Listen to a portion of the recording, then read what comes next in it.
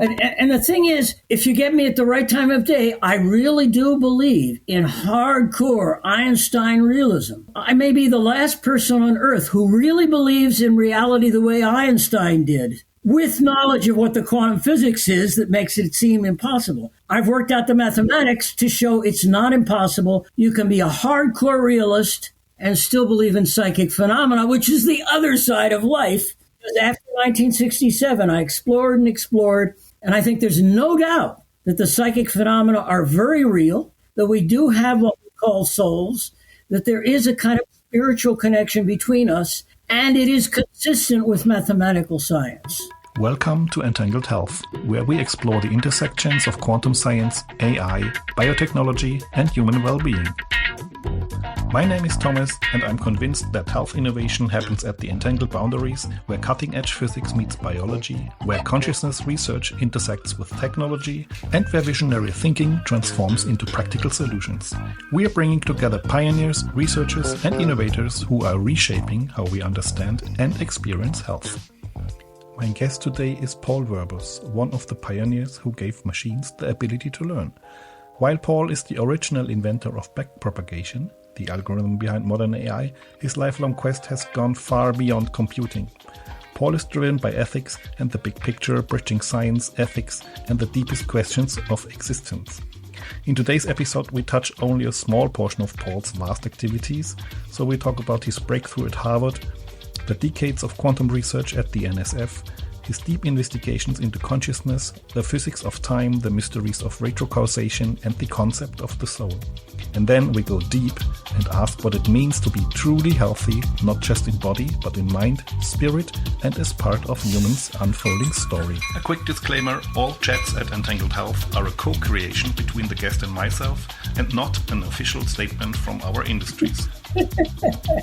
We are here in a personal capacity, so everything we share is just our own take, not the official view of any company, nor of my employer or any other organization.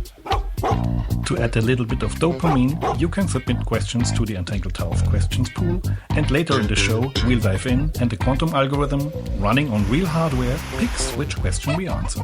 Our guests add their question to the pool and then answer it live.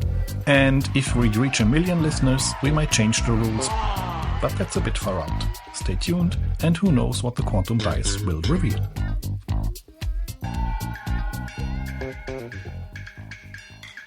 So, Paul, again, a warm welcome. It's been a while since we've seen each other. I'm so happy that you're here with me. It's really a pleasure, and I think, as I just mentioned in the beginning, we can dive deep. We could talk for years, I guess. But before we start, and I think I just like to mention the idea of the podcast, just for the listeners and you, is to bring people together who should know of each other. So we recently had Dean Radin, for example, who you know quite well, I think. And also other people from young people who have done just their master theses, but who are super upcoming talents, and just from diving from quantum to AI to biotech. I will have in future, we will have some psychotherapists, etc. And I think before we start getting to know, or before we start diving into the journey, who made us, who made us, my opener question is always, when I reached out and asked you for Entangled Health, if you have a definition or an interpretation or a first reaction that you'd like to share. About Entangled Health. Yes. First, I owe you a caveat. Okay. As I listened to your introduction, you have asked me to be honest and open in a way that very few people ever tolerate. That's why the fact is, the issues you're talking about are super connected. And I have spent my whole life learning about these connections. And I've been learning how to be quiet because people are not willing to put up with some of these connections. Okay. That's changing. No, absolutely. Forgive me if I even tell a story. When I was working at the National Science Foundation, I was once part of a team that created a special funding initiative, Interagency Education Research Initiative. What can we do for education if we bring together information from all of the disciplines? And I remember when the head of the NSF was presenting this to the press, and they asked him, what is it like being head of the National Science Foundation? He says, oh my God, it's like pulling teeth. They're all in these narrow disciplines. I have read Thomas Kuhn's Scientific Revolution. It's a great guide to what we really should be doing. And to get people to do it, it's like pulling teeth because they're all in some narrow discipline. But he was standing next to me, and he turned and he said to the press, except for this guy, he doesn't even know where the boundaries are. And that's a good summary of what my role was at NSF, connecting all of the disciplines. So health is certainly one of them. The older I get, the more I think about the health implications of areas I've worked on. And it's important to connect everything from the hardcore mathematics, which is my PhD, applied mathematics, in the spirit of von Neumann, to connect hardcore mathematical thinking with very practical, personal, everyday life. And I have learned more about the science of everyday health than just about anybody else I know. So you want to talk about entangled health, it's very entangled. Yes, very good. When you talk about what are quantum physics effects on health, one of the main things I think of is what the Chinese call qi.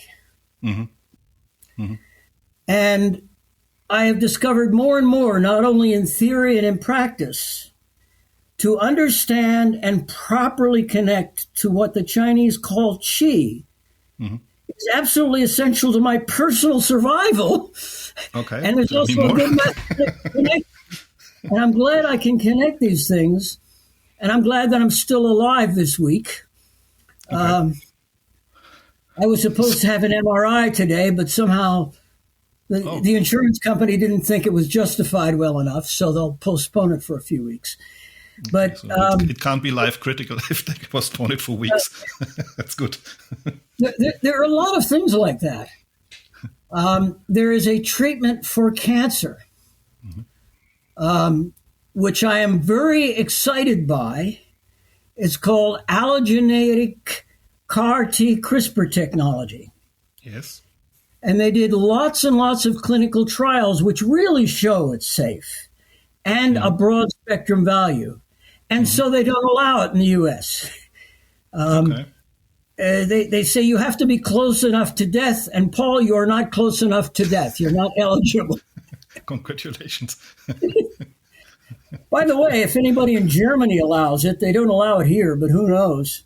I sometimes hope some other country will let people live longer. Later we put it out, so then if people listening in and have an idea, just reach out to Paul. So, and I think you mentioned, I just have to look it up how you called it. Is it Gen G integrity that you were talking about? Gen G. Oh yes. Yeah. Integrity, right. So my biggest citation index is for what I have learned about how brains and minds work.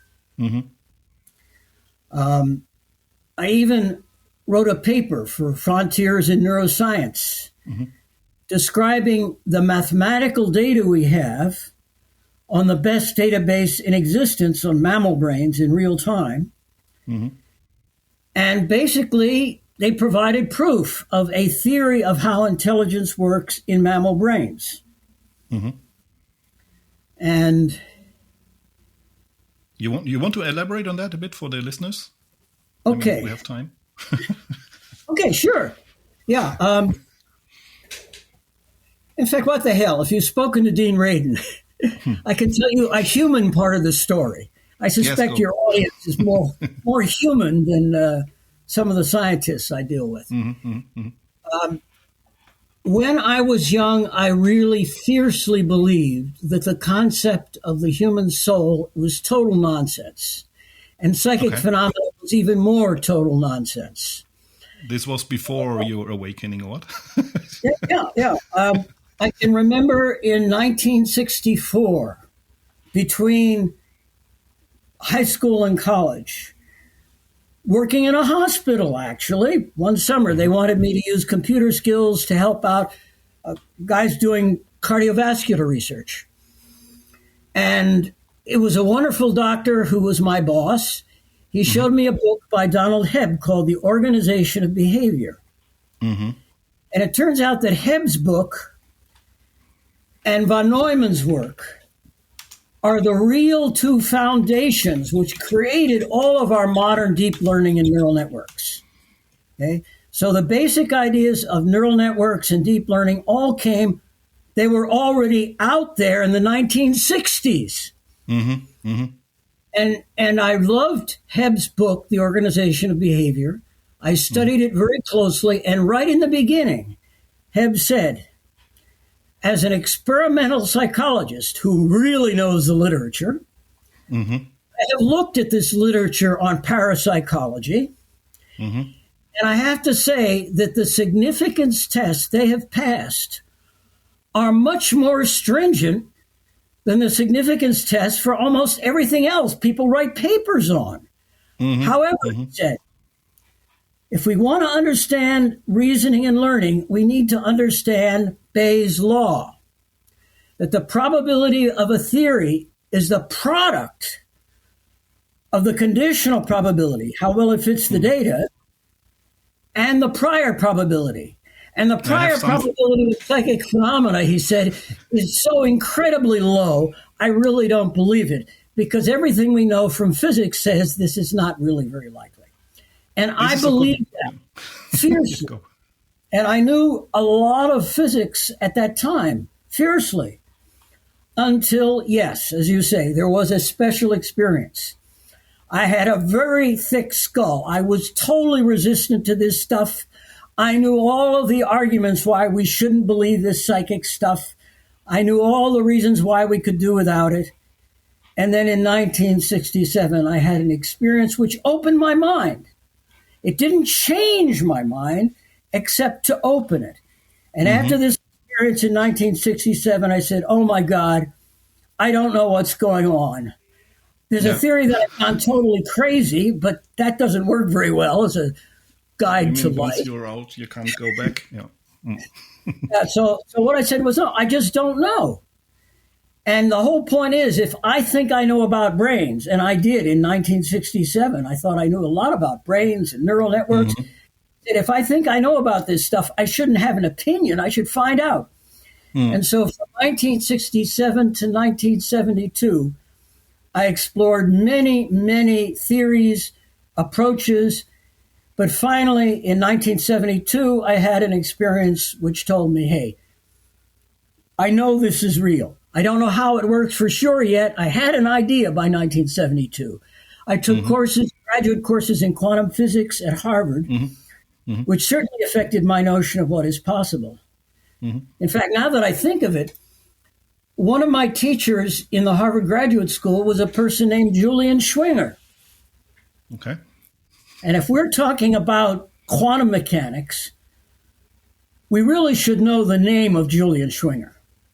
If I hear someone say they know about quantum mechanics and they'll tell me all about it, if they don't know the name of Julian Schwinger, I think, oh God, one more bullshitter out there. Okay, tell me. Okay. Feynman, Schwinger, and Tominaga shared the Nobel Prize long ago for the discovery of the first quantum field theory that actually worked, that actually predicted something experimental that required this kind of complexity. And Schwinger, Feynman, more or less should get equal credit for the invention of quantum electrodynamics, the canonical quantum electrodynamics, which actually worked and actually predicted things that nobody could predict before. Tominaga, I don't know much about. My guess is that they were being politically correct, but I don't really know. I haven't read anything by Tominaga, whereas I got to meet Schwinger and Feynman and got to hear their point of view. And Schwinger was much quieter than Feynman. Feynman was really good at getting into newspapers. Yeah, and he has his book, and it sounds like he's more an entertainer on top of. Okay. Oh, just go. Yeah. I mean, obviously he was an intelligent guy. I mean, it'd be stupid not to. Definitely. Yeah.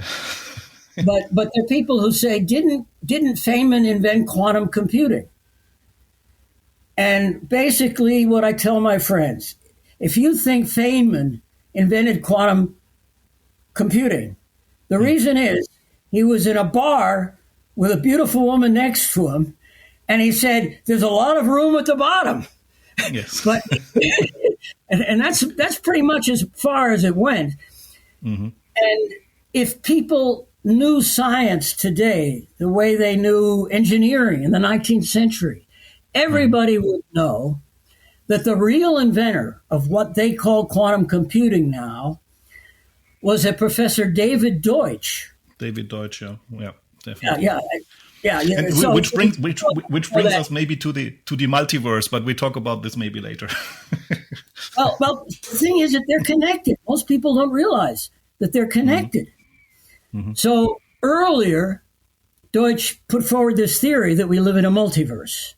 Mm-hmm. And the mathematics for that theory are pretty straightforward at this point. And then based on that theory, he said, according to the multiverse theory, what we think of as the universe, what we see is just one slice in that universe. Mm-hmm. Mm-hmm. And it's possible to have parallel slices. So if you believe in parallel computing, if you think you can get a lot more computing power by putting 1 million processors in a box, I can split the universe in that box. So you have 1 million processors in that box. You have parallel processing in one box. And that was the idea that led him to his concept of the quantum Turing machine. Mm-hmm. And he didn't just have a philosophy. He translated the concept of quantum Turing machine into universal theorems. Feynman never had anything even close to that.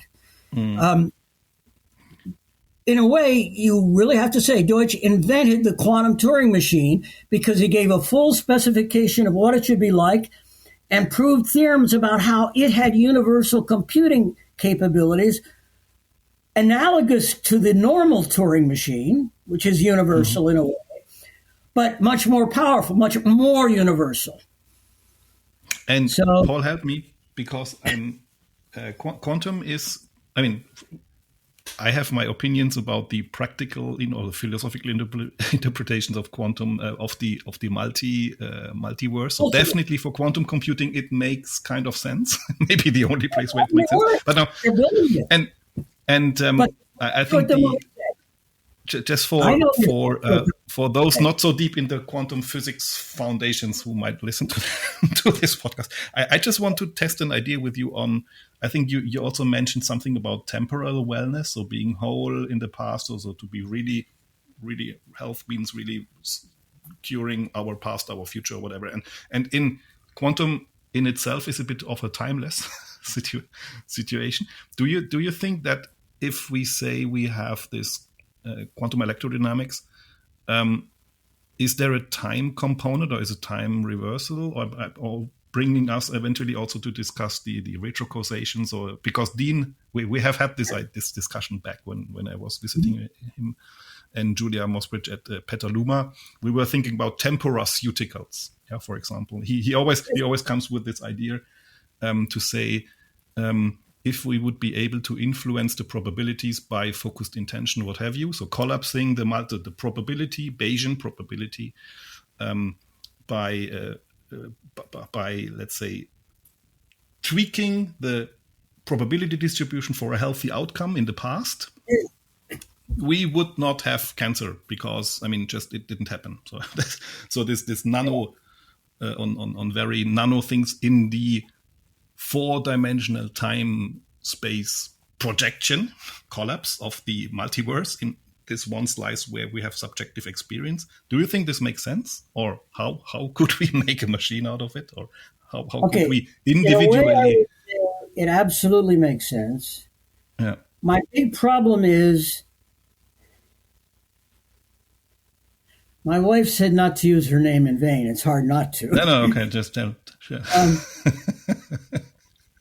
When I was an undergraduate, there was a time when I actually considered, should I major in philosophy, because that's what I'm really interested in. Mm-hmm. And I saw what philosophers are doing in the modern world. I said, no, that isn't exactly what I want to do. That isn't what I think of as philosophy. But there are a lot of philosophers who talk about retrocausality in time. Mm-hmm. Mm-hmm. And I think the biggest thing they get wrong is they have too much trust in the English language. Okay. Now, it would be better for your listeners if I were better at the English language. Yeah, we are all not native, so I'm not native. But tell me, what's the better idea? So I translate my thoughts into English, but my thoughts are not in English. Yes, okay. I think in mathematics and in images. Mm-hmm. And a lot of the debates about time are actually meaningless because they're depending on English words to capture too much of what's really going on. Mm-hmm. So, in a sense, if I pretend I'm really speaking English, I would say, of course, I agree with concepts of retrocausality. In fact, Richard Feynman published a lot of his articles creating his quantum field theory in a journal called IJTP, International Journal of Theoretical Physics. And one of the papers I'm most proud of, I believe it came out like in 2009, but it's easy to find in Google Scholar. I published a paper on Bell's theorem, not a matter of interpretation. In that paper, I sort of described how a proper mathematical approach to time, proper mathematical thinking applied to the issue of time can immediately resolve the paradoxes that people were initially worried about with quantum mechanics. Initially, people were worried about things like the double slit experiment. If we live in a universe which is 3 dimensions of space and 1 of time, if that's what the real universe is, just like what Einstein thought, it seemed as if that could not be reconciled with certain experiments. I am fortunate that one of my classmates at Harvard did the very first experiment of that kind. I know how those experiments work. I know what they published. I know what they found. The situation is very different in experiment than what most people think it is. But at the end of the day, yes, the experiments disagreed with common sense ideas of time. But if you replace these ideas of time with time symmetric models of the macroscopic objects you use in the experiment, the paradoxes will disappear. Can you just explain it in kind of lay terms a bit, or is it just? We can touch this difficulty in English language, and I want to talk about Bohm, maybe implicate order with you but just go eventually so that we don't lose. Everybody has their own ideas on.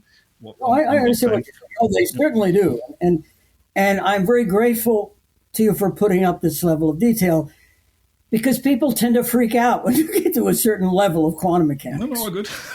we need to have this. Actually, speaking of normal life and normal people, just an old man's story. I know the brains of old men are designed to tell stories. That's part of the hardware of old man brains. Really true. I remember once I had a conversation with a person named Carl Pribram. And anyone who really wants to understand what does science know about how brains work, Carl Pribram is one of the names I would recommend most highly. On my webpage, I even have a link to a video talk I gave a few years ago, just local. Okay. So we'll definitely point. So if once this is published, I will we'll put the link to your page anyhow. So it's a fantastic resource to get lost. My website is Werbos.com, which is pretty easy. And at Werbos.com, there's a link on brains, souls, the new unification. Everything. Okay. And 3 in photon that, experiments. well, actually, go. It's a big web page. But this particular web page is talking about brains and minds and souls. Yeah. And one of the talks, I actually show the faces of Carl Pribram, Walter Freeman, and their teacher Lashley. Mm-hmm. Those 3 people were the founders of what I call systems neuroscience. Mm-hmm. The real, full mathematical, analytical study of the highest levels of general intelligence in the human brain. Although systems neuroscience also works on mice, not just humans, but this is where we put it all together. There are a lot of neuroscientists who will study this little part of the brain or that little part of the brain, but for the whole system, how does it generate intelligence? Mm-hmm. That field of study is called systems neuroscience. Mm-hmm. And the leaders of that field when I was at NSF were Carl Pribram and Walter Freeman. Mm-hmm. And one day I was in Carl Pribram's living room talking to him. We became friends after a few years. And he said, Paul, I'm having real troubles with you. I have great stories for everybody crazier than me to the left. And I have great stories for these ultra-materialists to the right of me. Mm-hmm. But you are to the left of me and the right of me, both at the same time. And I'm not sure, how do I integrate that? Yes, in superposition with yourself. That's good.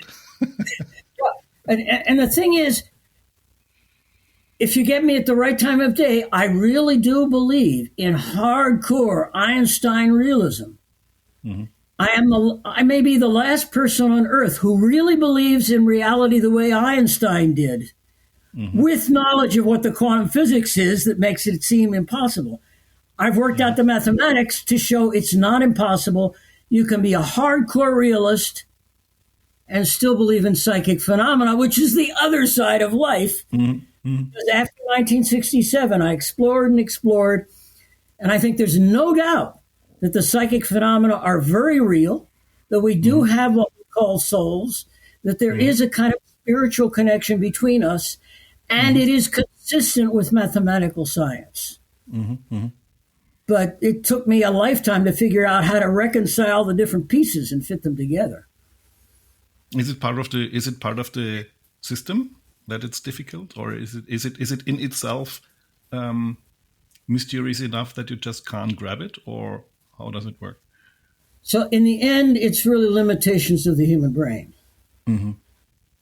In the end, the connections are mathematical, and you have to understand mathematics. So in principle, it's just like this imagination that you are an ant living in 2D, and you just can't imagine what 3D is unless somebody picks you up and puts you somewhere in flat land or all these things, just to the next level and 4D, 5D, whatever. Yeah, that's basically what it's about. Yeah.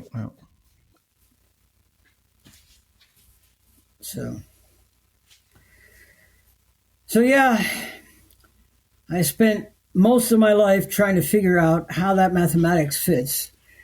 And now there's a greater challenge of how do I explain it to people? And then some people wonder, why do they have to know? Yeah. And there are a lot of reasons why it would help humanity if we knew.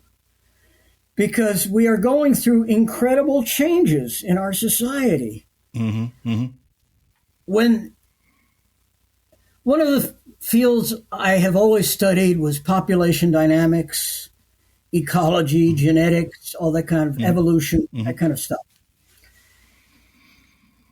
And one of the books that really impressed me when I was an undergraduate is a book which is very famous in some quarters. But, there are a lot of things which are very famous for 100 people and unknown to others. Yes. And there's a very famous, important, fundamental book on the nature of life called Stability and Complexity in Model Ecosystems by R. May, A-Y. And he went through mathematical models of evolution. Are we evolving? Well, maybe we are. Maybe evolution is still happening on the planet Earth. Okay, if evolution is happening on the planet Earth, his book talked about mathematical models of how evolution works. And one of the scary things, in most of Earth's history, there's been a top dog species that thought it ruled the world. Now humans think they do. Dinosaurs thought they did. It's been, there's another book by George Gaylord Simpson that talks a lot about the history of life on Earth. And the funny thing is, whenever the food chain changes, the modes of production, the inputs and output go through big radical changes, the top dog species often simply goes extinct. Because if the changes depend, if the survival of that top dog depends on an ecological network, if the network changes too much, the top dog dies. Right now, the network that humans are experiencing is changing that much. In the last century, there was a Cold War. Humans came close to going extinct in the Cold War. Why did humans not go extinct? I tend to give credit to the mathematician, John von Neumann. Okay, I'm a follower of John von Neumann. I love his way of thinking, and I have built on it to extend it further. And all of our modern deep learning and all this stuff that's changing the world is all based on an edifice built on von Neumann's foundation, not Hebb, von Neumann. Turns out Hebb didn't know the mathematics well enough. Von Neumann did. We are building on von Neumann's foundation. But the problem is, von Neumann was critical in saving us from extinction in the previous Cold War. But now we are entering a new Cold War. There are people I know who believe that within the next 5 years, there will be a massive war between the crazy policemen, military officials of U.S., China, and Russia, all of whom are under very limited control. They are not under full civilian control for many reasons, and many people predict that this lack of control will cause a global war using technologies which I have seen. Most people don't believe this artificial general intelligence could become real in this century. It's real now. I've seen all three countries, U.S. and Russia and China, except some of the people who know these technologies get a little nervous if you talk about what you've seen. I've seen things in all three countries that people would kill me for talking about too much, but they are there. I've seen. We let you live, so don't share if you don't want. Whatever. It's kind of, it's a question of judgment what to say. The older I get, the more I know, hey, I'm going to die anyway. What the hell? You know? What the heck? Just go. Yeah, but the bottom line is we live at a scary time, and our understanding of systems to manage intelligently has reached the point when we have to build a new approach or we will not survive. The challenges we face now are much more difficult than they were at the time of the old Cold War. There are many more players who could kill off the world. And there are technologies which are much more capable of killing all humans. And so the bottom line is, if we don't develop fundamentally new platforms to integrate all these different AI things in a more rational way, well, some species make it in this universe and some don't. And I think this. Let's jump maybe just to this big picture challenge and maybe ethical framework, because I'm normally paid for AI governance, which is maybe a European problem. I don't know, but that's what I'm just talking about. No, AI, I think all of these drone fleets. This week I've been telling many people, look at Zelensky's speech before the United Nations last week in their big session on AI. And Zelensky described what it's like to actually live in a real world with drone fleets attacking each other overhead, governed by autonomous intelligent systems. That's the most immediate source of a war getting out of control. And just tell me to come to this, because I'm personally a bit split myself Okay. on this idea eventually. So we could go quickly pseudo esoteric, but in principle to say the human body is, let's say, divine. What makes us human is our heart and our connectedness and our ability to speak and resonate. So in principle, it's more, the next paradigm shift would be a global resonance. And because everybody's building their own... Yeah, I sort of agree, yeah. And in principle, also back to resonance with nature, because people are spending more on scrolling their Zohar streams than being out there in nature, living with daylight and animals and healthy food and whatever. So brings us maybe to the noosphere or whatever, how we call it. But is there eventually an escalation of the, whatever we might call it, the AI-ish self-autonomous Geist, who's using material stuff to destroy itself, and while we as living systems might want to just not go back and only meditate, but just take a bit of a step back instead of accelerating and just go a bit more and bring ourselves also in health, meaning resonance, which each other, like dancing, singing, eating, touching, instead of just going more and more virtual. I'm just asking. So what's your take on that? Well, like I said with Carl, like what Carl said, sometimes I'm to the left of him and to the right of him both. Okay, good. Start with whatever's fine. My first impulse when you talk about the noosphere, turn the laptop around. Maybe I should, maybe I shouldn't. But what the hell? Your garden, yes. More than the garden. If you could see through there, you would see what I used to think of as the 100-acre forest. And there is so much there, I shouldn't spend the hours required to say just what is there visible from that back window. Yeah. But there's a whole lot visible there. Just for you, I just see your roof, no longer yourself. So your laptop is just pointing to the ceiling. I know I'm inside. So no, I know, but just close it maybe a little bit so I see you better. Oh, I see what you're saying. Yes. Okay. Yeah, now better. Oh, now I see you back. Otherwise, I would just see your lamp. Sorry, Paul. But yeah, no, it's a vast forest, and I certainly do my best to connect with it. My feeling is if we really build the right kind of integrative internet platform, first of all, it will embody a high level of intelligence. There are levels and levels of intelligence, and we can build levels and levels of intelligence. Instead of retreating and depending on things like LLMs, stupid AI will lead us to a stupid outcome. It's pretty clear. Thanks for this. I'm also not a very big fan. Okay, go. But what can we do better? Okay. Some of us have the mathematics worked out for a level of intelligence which is much higher than that of the mammal brain. And more capable of resonating with the larger intelligence around us. When you use the word noosphere, I use the word noosphere a lot.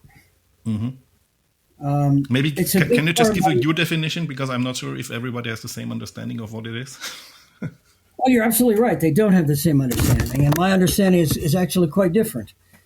In the old days, people read things by Teilhard de Chardin, especially, and Vernadsky, and they had an idea that the noosphere was the result of intelligence evolving on this earth at higher and higher levels. And the biologists told those people that they're nuts, because that's not how evolution works. And we know a lot about the mathematics of evolution and the experience we wouldn't expect a high level of intelligence to evolve on just one planet. Mm-hmm. So there are two things you need. You need a selection process that works, and you need a physical substratum. Mm-hmm. And these are the two things I had to understand before I could believe any of this. Mm-hmm. But I see where the physical substratum is, and I see how the evolutionary process works. Mm-hmm.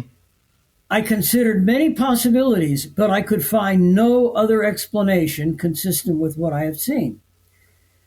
In terms of the evolutionary process, I cannot believe that the noosphere, the mind around us here, is just on one planet. It doesn't work.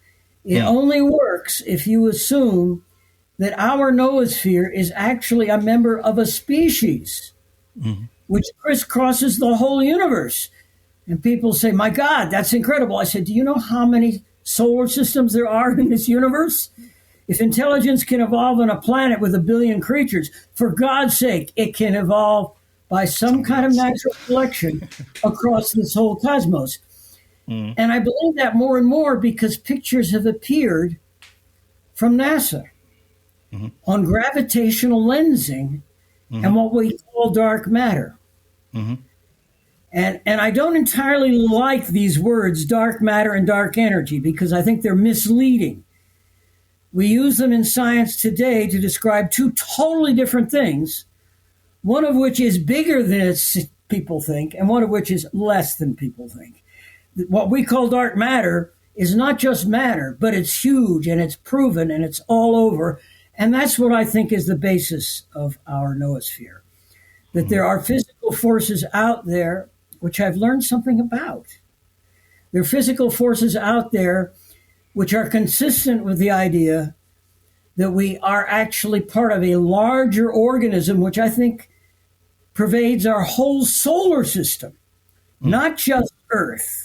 Not just Gaia, the Earth, but the whole solar system is permeated by what we call dark matter, which has been around long enough as part of a large system that it actually is a platform for intelligence. And in principle, all religions and scientific wisdom and ancient wisdom, except the Western culture, acknowledges the fact. So go ahead. Go. Okay. And on the other hand, dark energy, I think, has become a cult religion, but that's a different matter. Sorry? What we call dark energy, I think, is basically a cult religion. I have probed the mathematics of dark energy and of dark matter. Dark matter is more than it seems on the surface. Dark energy is less. And these are two different phenomena relying on different data sets, and I've had access to both data sets. And tell me, so the idea of the noosphere, because some religions and maybe ancient beliefs say if you die, you become a star. Or, I mean, the Egyptians believe that, for example, their pharaohs, they became stars themselves, which makes, of course, certainly sense. And also, I mean, Rupert Sheldrake or whatever, he wrote this book, the Physics of Angels. Sure, I know about Sheldrake. You know it, yeah. When I decided this stuff might be real, and I wanted to figure out an explanation of what might be going on and what the possibilities were, from 67 to 72, you would not believe how many things I read and how many people from around the world I was able to connect to. So I know what you're saying. In fact, to be honest, the survival of this species, in my view, after years, the probability of human survival depends a lot on whether we raise our consciousness and intelligence, take full advantage of human potential in a way that requires we connect much better all of this inner truth and inner reality. As you say, people have been experiencing things that seemed unlikely for many millennia. And cultures have grown up. And the question is, what do we believe with these human cultures? Some people may just believe all of it. Some people may believe just a part of the culture they come from. my position is we can come up with a mathematical, integrated understanding that expresses the most important, most credible points from, I sometimes list all 10 of the world's great rivers of thought. Okay? One of the great rivers of thought is, of course, hardcore science. Another of the great rivers of thought is what you are hinting at, what I call shamanism, Yes. the indigenous cultures of the world. And I've studied a lot of those indigenous cultures. There is a lot of real wisdom and a lot of real bullshit, but it's a different kind of bullshit. It's a different kind of bullshit, yeah. Different kind of bullshit, yeah. In the big civilizations, the kind of bullshit you get is there's a person who's a big boss and he wants everybody to worship the big boss and to distort reality I think to make them better slaves of the big boss. That kind of is very common. But the indigenous cultures are a little different. They do have local shamans. But forgive me if I'm honest about something weird. Everything is weird here anyway, right? I've been all over the world. One of the places I've been is Japan. I've been to many places in Japan. And there are people, there's a place in the western side of Japan, which they call the onsen for the monkeys, or the snow monkeys in western Japan. And we have visited an onsen, a hot spring place where monkeys take advantage of the hot springs. And they have great pools and spas for the monkeys. And when I was there, it was very clear how they were organized. They did have an alpha male, just like they say in the books. They did have babies and people taking care of the babies. And they also had middle people who would act as soldiers for the tribe. But they also had a shaman. And it was really interesting to make contact with the shaman of this tribe of monkeys. You made? And then, what? Did you make? Yeah, I was able to make contact with a shaman of a tribe of monkeys in Western Japan. And it was really interesting. And they were trying to figure out what to do with these crazy humans. And they had a lot of theories about how to deal with these crazy humans. But it probably helped that the humans were pretty decent to these particular monkeys. I mean, giving them a spa, for God's sake, hot tubs for the monkeys. I mean, this wasn't the worst thing in the world. But yeah, this kind of structure with the shaman and the local boss and all of this and the children, that's not just humans. That's a very pervasive thing, and all the indigenous cultures have at least that aspect of reality. And they aren't all worshiping the big boss, but they sure are paying attention to the big boss. Yeah, sure are paying attention, because otherwise you yeah, there are some things about keeping the tribe alive. You want to quickly mention the other 7 or 8, or is it taking up too much? Okay, no. I have said to some intelligent people, if we want humanity to survive, one of the things we need is greater integration. As a species, we're kind of schizophrenic. Even our noosphere is a little schizophrenic. There are thoughts in there that kill other thoughts in there.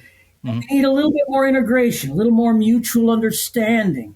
And in order to achieve mutual understanding, certainly science and spirit need to be better reconciled and integrated. But what are the 10 streams? One is the hardcore science. One of them is shamanism, which is not just one idea. It's a whole giant continent full of ideas. Ecosystem in and then others are, that I usually list the 3 people of the book, Judaism, Christianity, and Islam. Okay, they all have important things, and they're all complicated. And obviously there is, I forget the exact list, but certainly Buddhism, Hinduism, probably like Taoism and Shinto. I probably add another one here and there on the list. Oh, well, I guess I wouldn't. Would I throw in Confucianism here? I don't know. Maybe. Might depend on my mood. I certainly pay a lot of attention to Confucianism. I paid attention to Confucianism before I even believed there was such a thing as a soul. Okay. I mean, a lot of my early thinking before 1967 was grounded in Confucianism. Well, that's been a big part of my thought also.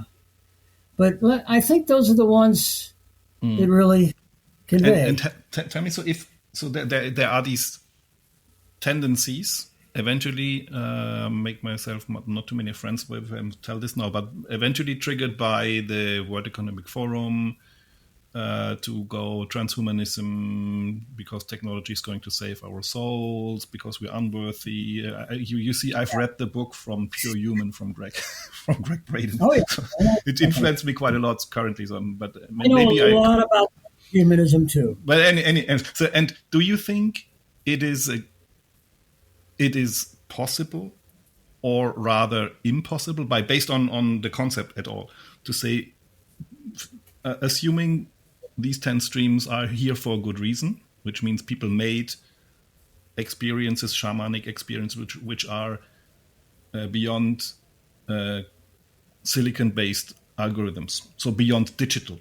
So they are analog, quantum, whatever. So they are experienced in the past. And now if we try to merge or bring back resonance to mankind, is it better, in quotation marks, or is it more likely that this works if everybody goes to meditation and we do this global noosphere meditation thing, just say tomorrow 10 o'clock everybody prays for an hour and we chant some things? Or we go the, let's say, Musk way, or the other way, we implant ourselves neurons and entangle ourselves via digital signals? Or do we need both? Or is danger in one, danger in the other? Just your take. So I'm undecided. I'm not. I'm a purist normally because I think bio is better than. I should say, one of the weirdest and most inexplicable things I've ever seen that I still haven't fully understood is, why is my life so diverse and weird compared to everybody else? I've really wondered about that. I have so many stories of things that happened, many of which I have documents for. Mm-hmm. I once spoke to a science fiction writer. I said, this is a little weird, but maybe this would be a good science fiction. And he said, no, there are too many impossible things. For a good science fiction, you have to put just one weird thing. This is just one after another, like one universe versus another universe. How could it be? In fact, that reminds me of the latest science fiction writer whom I totally freaked out, but that's another matter.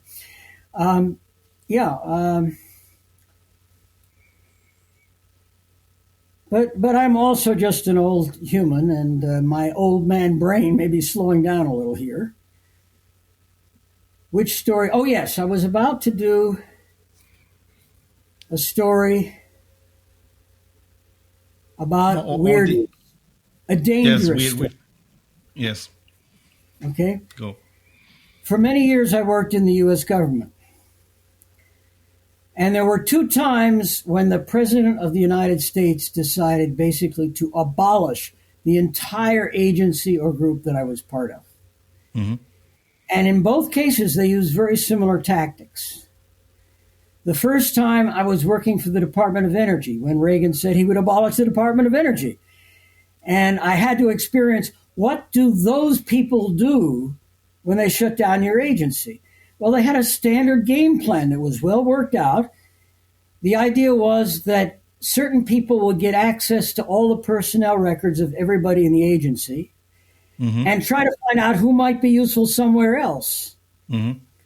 And when I was in the Department of Energy and they were going to get rid of my area, I was immediately told to go for interviews to the CIA. So I have been to 2 or 3 of the secret inner sanctums of the CIA. I probably saw more of them than they did of me, because I could find out a lot of things. I learned a lot about the CIA that people aren't supposed to know. I learned a lot about them. But that was in the old, simple days. Mm-hmm. More recently, there was a group of big industry stakeholders who didn't like the way that the National Science Foundation was allowed to be responsive to universities and the American Physical Society. They said, no, they should be the property of the big corporations. We should get rid of all the people in programs that are just doing basic science. Who the hell needs that anymore? And so when they decided to do that to the National Science Foundation, it didn't make the headlines very much. There were some news stories. The Federal Employees Union came to talk to Obama. They had access to him. It's a union. And they said, Mr. Obama, you guys are killing us. And Obama said, oh, don't worry, I have your back. Well, I saw what he did. He didn't have our back by any means. I was one of the last people sort of caught up in this. And part of the game was they would first ask, could I be useful somewhere else? Because I clearly had some background. They could use me in some other job besides just funding basic research. And it's a strange story. But at that time, there were people at IBM who had a game plan for how IBM would control the entire planet Earth. This was the original Watson plan. They since moved it out. But I got to see the inner circle because they were interviewing me for a prime job in IBM's plan to take over the Earth. There are times lately when I thought, if I knew then what I know now, I might have taken the job because I could have bent the job to be of use to humanity. But at the time, I looked at what they were planning and I said, holy shit, I don't want to be part of eliminating the human species. And when you talk about these implants, they are very much part of it. We had a little meeting where a woman from the education division of NSF was speaking to the inner circle. There was an inner circle of 20 program research leaders who could be useful to the Watson plan, the people who know enough about AI and such things to be useful to that plan. And a woman from the education division said, wait a minute. Now I understand your vision for the planet Earth. It's a breathtaking vision. It's highly plausible. It's very powerful. It's really amazing. But, she said, in this vision of the future of the Earth with the Internet of Things connected by intelligent systems, what I don't see is people. Where are the people? This vision for the planet of Earth. You've got this intelligent system of computers controlling every motion, every box, every light bulb in the whole planet, but I don't see any people in this plan. The person who ran the engineering directorate at that time smiled an alligator smile. And he said, actually, for those of us who are clever enough, it's really easy to see how to fit people into the new Internet of Things. It's very easy. You just turn the people into things. That's what our latest interagency conference was about. We have technology to turn people into things. And I was supposed to lead that. Well, you can imagine, why did I retire? This was one of the two reasons to retire. I didn't want to turn people into things. But on the other hand, I know how to turn things into people, and I could have fixed that. Now I know how to do that. But at that time, it was very clear I didn't know enough, and if I took that job, I would hurt humanity, and I figured it'd be better to be retired than to be a threat to the humans. But Elon Musk, his Neuralink system was part of that same game. It was part of, I think of it as the Borg. And a lot of people told Musk, wait a minute, do you know what the hell you're doing? You receive and you transmit. Do you know what happens when you receive and you transmit to brains? You can control their reinforcement systems. They become like Borg. They stop being people. And Musk's initial response seemed to be, okay, I'll develop this technology, but we'll apply it to wild boars. So he put it on wild boars. Can you imagine the Department of Defense developing a vast army of plug-in wild boars, really well equipped to do whatever you can do with a big tribe of wild boars? And to me, I thought, hey, that's a neat attempt to balance off certain competing goals, like getting DARPA money, but also not eliminating the humans. However, at a certain point, he gave in, and he joined the crowd of the rest of the people working on this kind of project. And so to say that Yeah, Elon Musk is a strange character. He's always there at the frontier. He sometimes expresses really great values, but his way of implementing those values could be fatal sometimes. And he's playing, right now the Chinese are playing games with him, and he's playing games with the Chinese. And by the way, I'm worried about this coming decade. And tell me, so this is all happening in principle in this first river that you mentioned? So it's all these 3D, 4D, whatever, material world, electric currents, So in principle, rather, let's say the machine-ish thing, mathematical machine-ish thing. So we lack the let's say the more spiritual, as you mentioned, component. And I'm not sure if you are a Jungian or if you are I usually describe von Neumann and Morgenstern as my Old Testament and Jung's Red Book as my New Testament. Okay, good. I don't trust everything Jung says, but I trust Jung's Red Book maybe more than I trust any other piece of spiritual literature, to be honest. I mean, which brings me to the idea of this, and I have not captured it fully, and I'm a novice there, and we will have other experts on this series hopefully soon. But there we talk about this dream, so the let's say the collective consciousness or the Über-Ich or whatever, and this is not materialistic. It's not brainwaves. It's rather more in the higher. It's rather more in the higher realm. Do you think this is a way to counterbalance it, or how can we counterbalance it? I mean, just resistance is, resistance is futile, but sometimes it's not futile. I'm not sure. So I would just like to pick your brain on that, or your soul rather. Yeah, when you say resistance is futile, I think immediately about Tai Chi and all of those.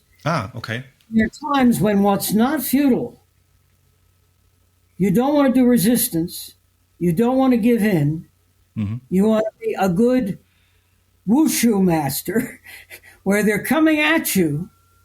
And what I really wish I had done when I was offered a strange job was, instead of fighting them or running away, you grab their arm, you use their force, and you send them in a different direction. Powerful. Okay. Yes. Can you elaborate? I love this. Let's just go with that. How would we do that these days? I mean, just thinking about Zora. Okay, so a funny little story from the United Nations. The meeting they had on AI last week, where 90% of the speakers were advocating policies which would destroy the human species because they didn't know what they were playing with. But the concept is, instead of fighting the computer, which I don't think would work, most of the people at the United Nations said, it's clear what we have to do. We have to firmly establish that humans are in charge of everything. And we have to make it absolutely crystal clear. I had images of slave owners in the old days, making sure they had total control over these robotic creatures they thought they were ruling over as slave owners. That's what you might call resistance. That's not Tai Chi. Asimov. What I think we need, we have to face up to the fact that what holds together the economic systems and realities in life on this planet is going to be the new internet. Whether we like it or not, the new internet is going to be controlling the planet. If what we do is fight it, most humans will rise above the internet and leave it to the military, and the military will kill us all. Because the military are not slowing down. That's why I like to hear what Zelensky was saying, because it's the truth of the reality of what we live in. Only what we live in is what Zelensky said multiplied by 100, because I've seen what's in process. So what we have to do, instead of fighting the internet and leaving it to the military, we need to develop a better internet, which, like the Tai Chi, moves the human, allows the human to develop, But above all, the key concept is this. If we have an intelligent internet, any true intelligent system has a utility function. You may not see it. If you don't see it, then you should really be scared. If you do see it, you have some idea of what's going on. And my feeling is the utility function has to be managed and evolved in a way that gives full respect to all of the human actors, but also of the true AGI, both within rules, and also to the noosphere itself. Yes. And how would this, then who is, I guess we all know the idea of the paperclip optimizing whatever self-destructing wrong function from Bostrom. That we have the AGI and then just somebody forgot to press the right button and then it's improving itself, and they say cost function, or as you mentioned, that is maybe not in the best intent of at least us as a species or as the planet. But because you mentioned the noosphere, how would we do that? Or connect the noosphere.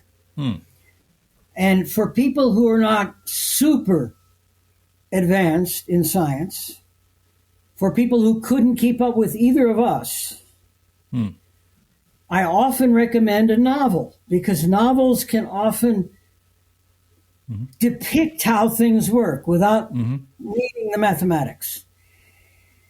And there is a book I really loved when I read it, a science fiction by a guy named Carl Schroeder, a book called Stealing Worlds. And that book, Stealing Worlds, gives you a good feeling for how these kinds of things can work. We have organizations as members. You have people. In the old days, they would say have a river. I think there are better ways of representing the noosphere. But the concept of having rivers as entities that have rights in the new internet economy, that's a step towards the right direction. But I have to say I'm crazier than that. Okay? I claim that we have a noosphere, a solar system-wide noosphere, which is an intelligent personality. And the thing about intelligent personalities is you can communicate with them. You can or you cannot? You can. Okay, good. But they have the choice. Okay?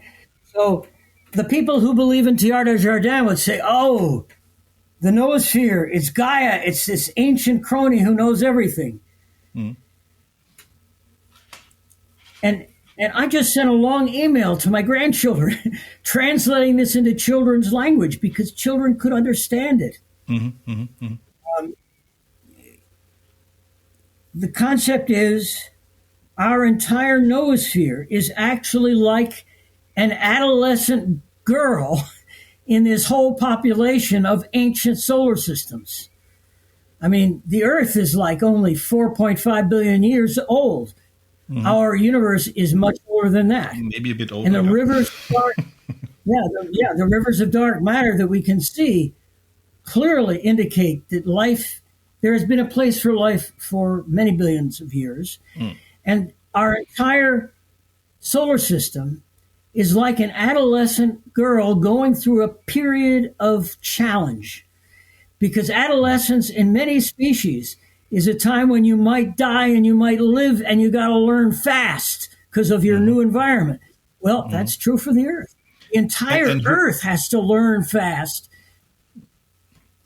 And who is our noosphere interacting with? I mean, okay, so well, because to learn, you need to have a more than one.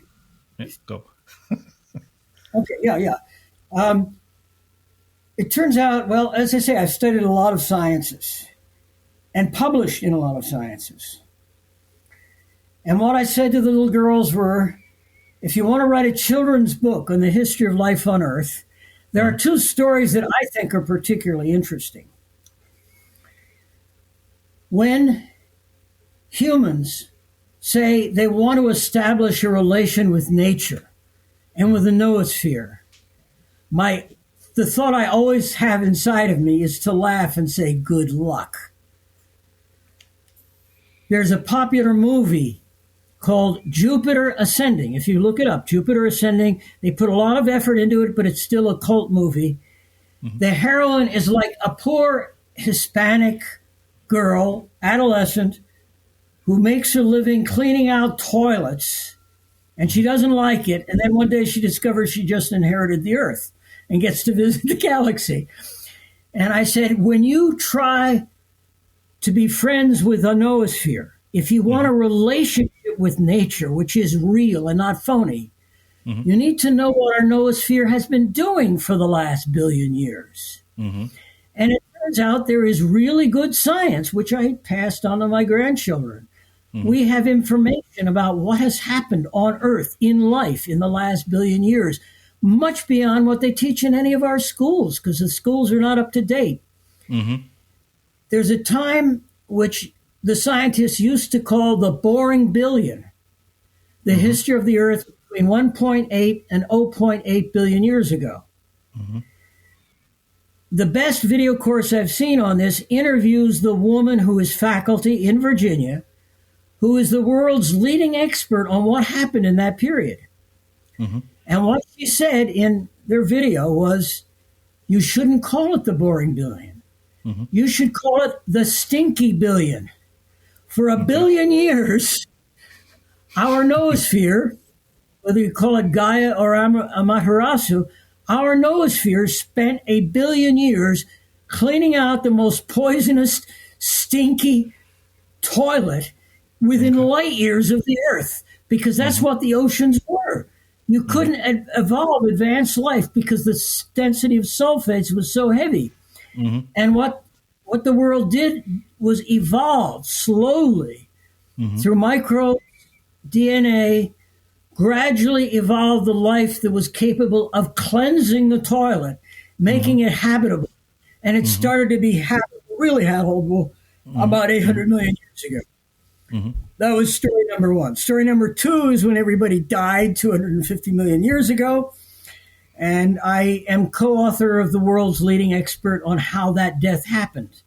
And it's a very important story, especially important because some parts of the story are now repeating themselves. And if we don't do the right things we have to do with climate, the story could repeat itself in this century.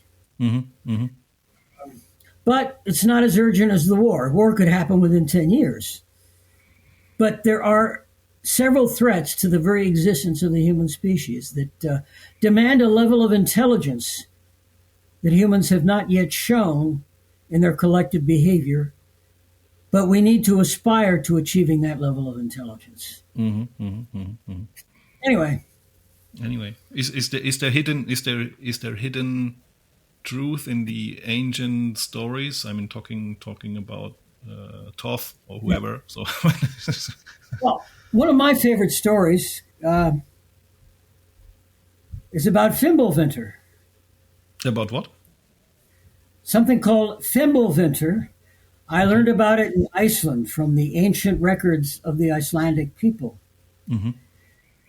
And what could poison the earth, directly what could kill all the humans from climate, is sulfate H2S compounds and radiation. That's what happened 250 million years ago. And I'm grateful I had a chance to collaborate with the world's leading expert on what happened 250 million years ago. And it's very clear that it's happening now, but it looks like it could be anywhere from 30 to 100 years in the future, whereas war could be 10 years in the future or less. We live in such interesting times. But the climate data, what the danger is the action of archaea, sulfur-producing bacteria, at the base of two major ocean currents, the Humboldt Current and the Gulf Stream Current. The Humboldt Current is a much more clear case. And I've worked a lot with people in South America who study the Humboldt Current. In the north, the Gulf Stream current is very complicated. And that's why a lot of what you read about the Gulf Stream currents is actually very confused, because there's more than one and it comes and it goes. But there is a possibility of the Gulf Stream current changing in such a way that Western Europe has a future radically different from the rest of the world. With the rest of the world, the big risk is it gets too hot. And then the chemicals come up and poison everybody in Europe and South America. And then we have a next ice tide. So, okay. Before the poison comes up, most of the world has to worry about warming. But it turns out, because of the Gulf Stream currents, there is a serious danger of what the Eddas called Fimbulwinter, where all of a sudden it starts freezing. And the ancient chronicles of Iceland predict that Fimbulwinter will come. You think you're boiling, but all of a sudden you're freezing. There was a major article in The Economist maybe a decade or two ago. The title of the article was, "Will Britain Freeze Over?" And that was a very serious article in The Economist reporting the current research from Southampton, which was the world's leading center on these ocean currents. And the data from Southampton indicated clearly that there is a risk of Fimbulwinter. And it's interesting to watch these currents come and go. But I've seen some recent noise that says, hey, you might freeze before you melt. There are some threats to Western Europe from something like what they call Fimbulwinter. I was just thinking. I just had there is Graham Hancock's book. Not sure if you know of him. Yeah, definitely you know. So this Fingerprints of Gods. I just read. It just came to my desk by, I don't know, Destiny or whatever. It's relatively old, so I think it was written in the 90s. But in there, he's writing an interesting thesis that what we today call Antarctica was some thousands of miles more north, so not at the pole. And then due to the geologic shifts, whatever, the complete crust, which is swimming on this rotating magma ball, which we call Earth, was just crushed, and then the whole continent drifted down and freezed over. So for whatever happened, so this means there's this not conspiracy. There's one theory where people say eventually there was life before the ice tide, and then the science we have been maybe at the same level of intelligence, and then just things froze over and we just got lost. So it's my idea that we're not the first species who stand in front of this choice we currently have between destroying ourselves or just finally don't do it, and then maybe some things happen and the millions and billions of years go by, and then we re-evolute out of the slime. So we're cleaning the toilet because somebody has to poison the toilet because it needs to be cleaned. So as you just mentioned. So maybe we're just at this point in time.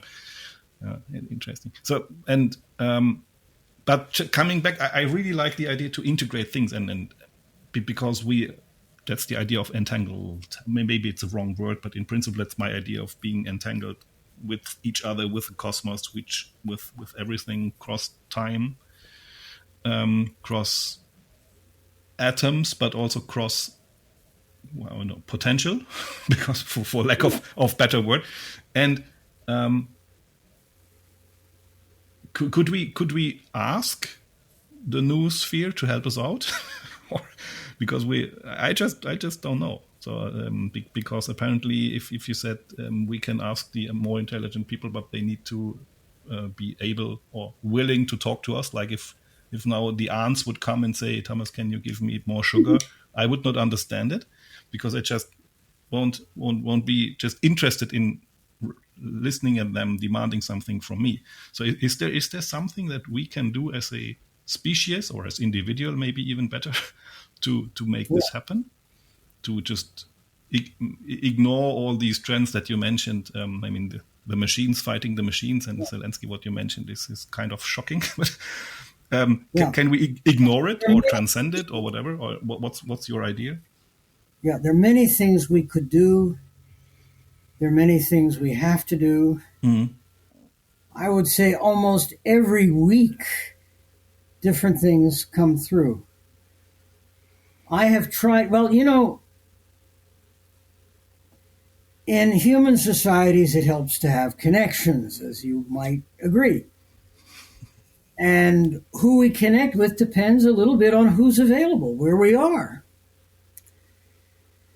There was a time 2 years ago when I said, okay, I'm living in the United States, which is a predominantly Christian community.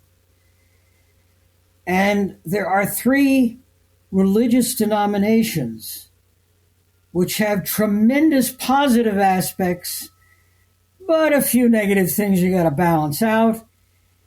And I thought, what I really should do at this time in my life, I said maybe 4 years ago, I don't know, is I should try to build the constructive connections to the 3 local denominations for which I can see a hidden power. One of them, believe it or not, is there's an Episcopal church sitting on the land of George Washington. And I have learned a lot about George Washington. He's a much deeper person than people understand. And I have read some of the private writings from George Washington. And I understand a lot of what he was really doing. It's like this, I led 3 lives, George Washington led 3 lives. There was the higher esoteric life. He was, after all, a master mason, master of a Scottish Rite group, promulgating thoughts about what is the spiritual aspect of life and what is their practice. Those are very serious people. But he also worked with a thing called the Constitution, which was meant for a broader class of people to advance them spiritually. And also, between the 2 of them, there was the Episcopal Church, and he worked on improving them as a vehicle for the other things. And there was a time I would go every week to the local Episcopal Church, short distance from me. But there are also the Quaker Universalists. What I like about the Quaker Universalists, they don't have you sit there praying to some particular creed that tells you what to believe. You're expected to be free, and above all, you're expected to try to listen. And this is something I had to learn. I was born making noise. You could tell. Okay? I made noise from when I was little. How come I resonate with that? I had to learn how to listen. I'm still working on it. I have a lot to do. But the beauty of the Quaker Universalists is they work hard to listen. They even had a doctrine they called LCD. Listen, connect, discern. We connect with each other. That's crucial to who we really are, is to connect. We need to discern, because when you listen, you better know who you're listening to. Yes. and so listen, connect, and discern. And the other one, believe it or not, were the Mormons, because the inner circle of the Mormons, actually, they had a lot of the very same kind of Scottish Rite Freemasons that George Washington did. And when you get to the inner circle of the Mormons, they have the same tree of life in the entry to it. And what they had that was a special practice is, frankly, they're trying to preserve the knowledge and the spirit and the connection even after people are dead. And the closer I get to the age of death, the more I value that. Okay, there's a role of that. You don't want to just lose everything at that point. Now, that was about 4 years ago. Lately, I don't know what we're doing. But I can say, lately, I look through those big doors I showed you. I look at the forest, I look at the sun, and I know there's an intelligence out there, and I can listen and I can connect, and I have some idea of what's going on. And what's going on, if you ever deal with somebody who's super intelligent, it varies the level of intelligence. The more intelligent they are, the more they can deal with complexity.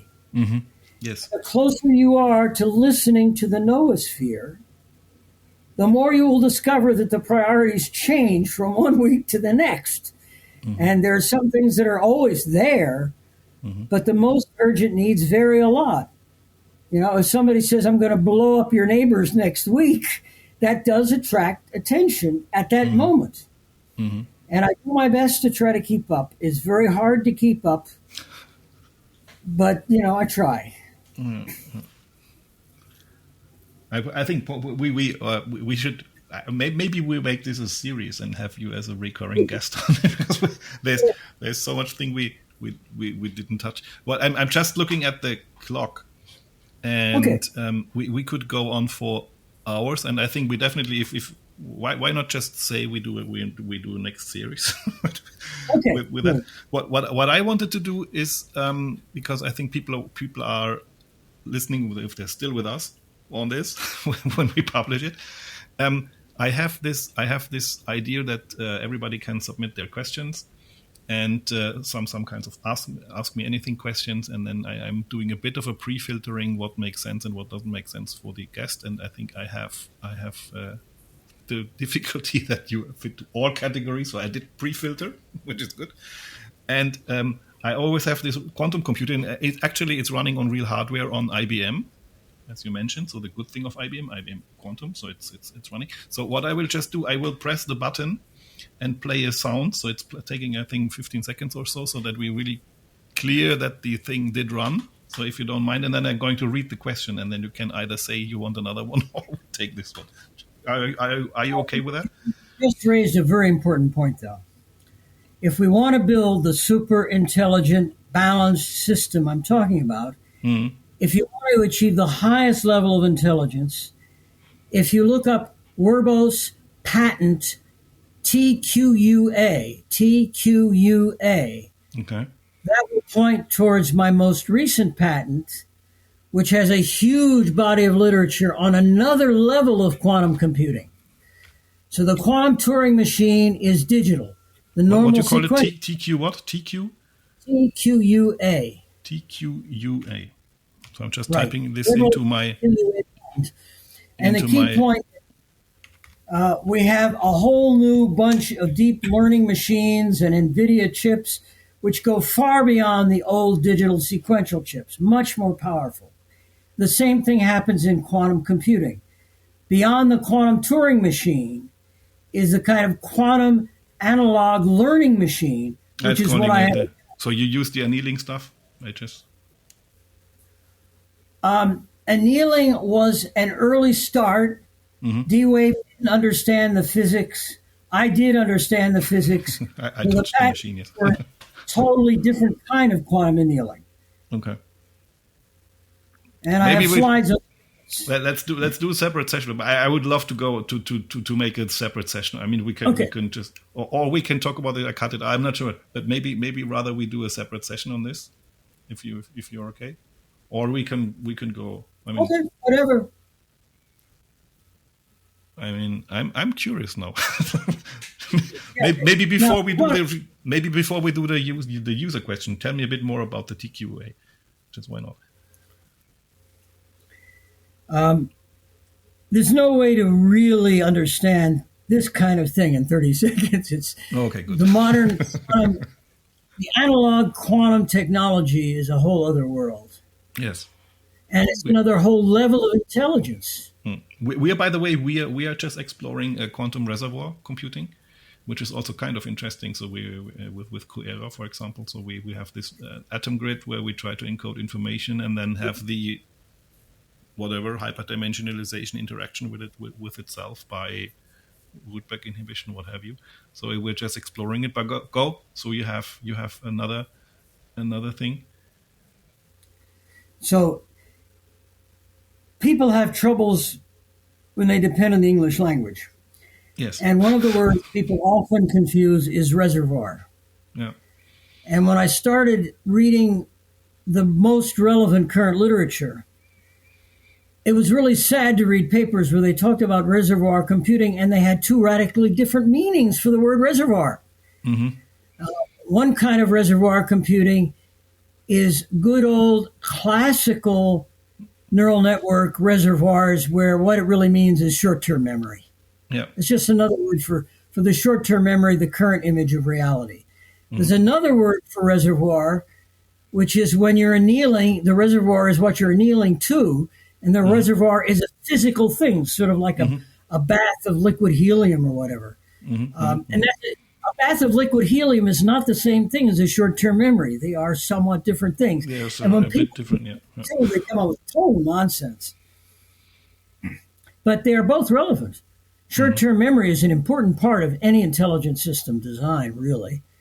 But on the other hand, annealing, a place where you can throw out your extra heat, is also pretty typical.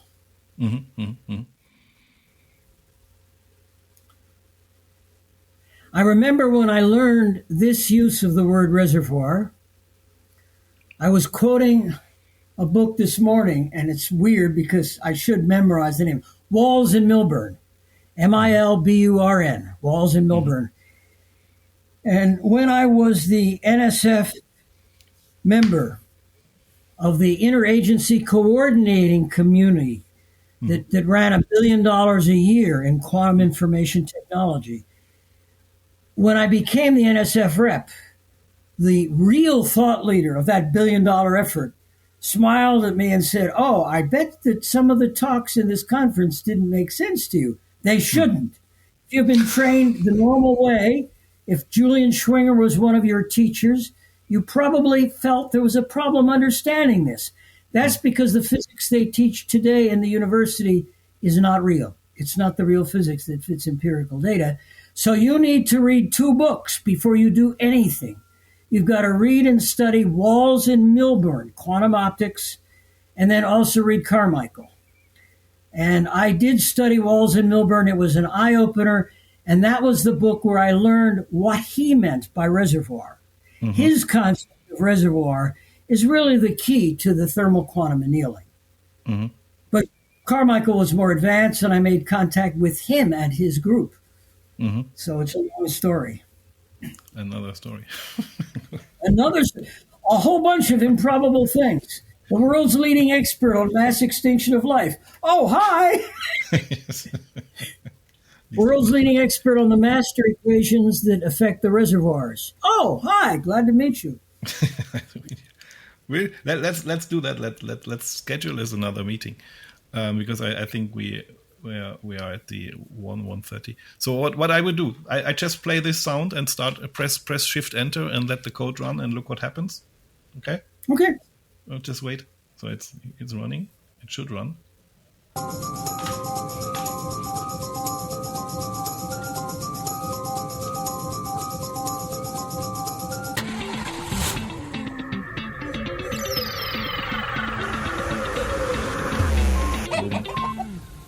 Peek. So I have one. And now let's check if you're also... There's a dimension which we didn't mention. Maybe it's a sign from the universe. But so the question is from Brazil, actually, from Rafael, from Lisbon. He's Brazilian, but he's living in Lisbon. Rafael. Hi, Rafael. So the question is number 70, which doesn't make sense for you, but the question reads, how does music influence your approach to science or technology, if at all? That's the question. Music influencing. Yeah. The first thought that comes to mind, I mentioned 1967, a startling experience. Why did I have this experience when I didn't believe in it and other people didn't? And when I thought through, what was it that prepared me to receive something different? And a lot of it was because I had a good friend in high school who told me, don't just listen to the music intellectually. Feel the music. Resonate with it. Let it send a chill up your spine. And I did that. And now I realize that was critical in changing my whole body and connection. Because that's what opened me up to see things I hadn't seen before. Okay, so this means it was in principle transformative just to move from head to body? Is this? Or what does it mean to really feel the music in your whole self? That was a critical exercise. So it opened the and doors it did to chill up my. When I say chill up my spine, I mean it quite literally. Okay. And I later learned to say, "Oh, that was chi already." I activated all the chakras without even meaning to. But do you recall what music it was? Which? No, in that period of time, I listened to more than one piece of music. Who would have guessed? But I would say that the music was the top of my favorites list was Stravinsky. Okay. I see. So okay, and then it's opening all the floodgates, I imagine, right? Yeah. Wow. Okay. So this is cool. Thanks for that. So and to keep the thing going, do you want to submit a question to the pool yourself and just ask similar questions that we put it in the pool, and then if ever the next algorithm picks it, we say it comes from Paul Werbos, or you don't need to. But if you want. The question that's been on my mind most recently is how do we minimize the probability of a crazy global war breaking out in the next 5 to 10 years? Good. So I noted. How would you answer it? I mean, I'm not saying I don't answer. That's why I'm asking the question. Yeah, sure. But you have an idea? I have a million ideas. Remember, my brain is. You want to share one, or rather, it's too complicated to share one? I have tried to generate the kind of dialogue around the world to orient people towards designing the kind of internet system that I'm kind of hinting at. That we have mentioned, yeah. Where humans and AGI and the noosphere are all represented as actors in an effective, intelligent, multiplayer decision system, which is like what we already do a little bit with electric power. We have some idea how to combine deep value inputs from more than one source and how to create a kind of distributed control that does justice to many players simultaneously. So